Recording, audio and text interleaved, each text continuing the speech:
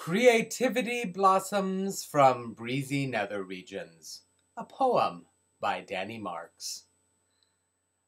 Creativity blossoms from breezy nether regions. 'Tis the time to shake off the mothballs of youth and retrieve the cargo shorts of creativity from the trunks. I have nothing. Alex dared me to create a poem off of a Twitter comment, but clearly I am worth nothing more than 140 characters. So on with the poetry stuff. 10% luck, 20% skill, 15% concentrated power of will, 5% pleasure, 50% pain, and 100% reason to remember the name.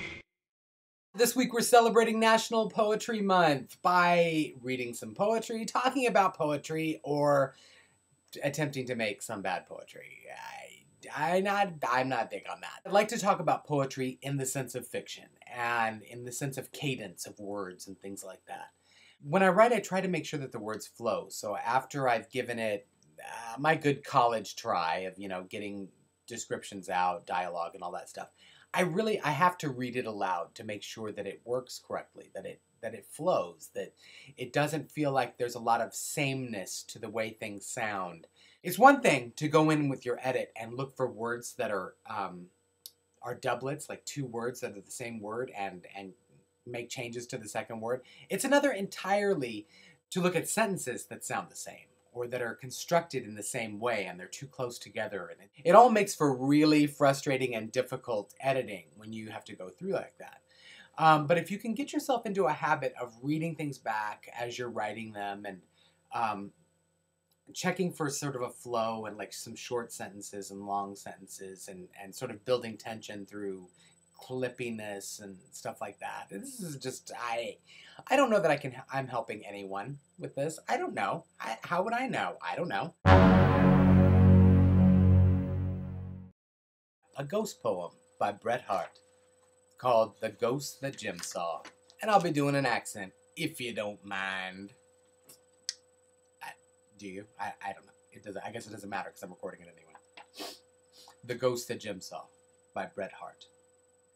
Why, as to that, said the engineer, ghosts ain't things we are apt to fear. Spirits don't fool with levers much, and throttle valves don't take to such. And as for Jim, what happened to him was one half fact and t'other half whim. Running one night on the line he saw a house as plain as the moral law. Just by the moonlit bank and thence came a drunken man with no more sense than to drop on the rail, flat as a flail, as Jim drove by with the midnight mail. Down went the patent, steam reversed. Too late, for there came a thud. Jim cursed, and the fireman there in the cab with him kinda stared in the face of Jim and says, "What now?" Says Jim, "What now? I've just run over a man, that's how." The fireman stared at Jim. They ran back, but they never found house nor man. Nary a shadow within a mile. Jim turned pale, but he tried to smile.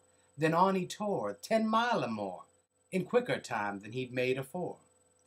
Would you believe it? The very next night, up rose that house in the moonlight white. Out comes the chap and drops as before.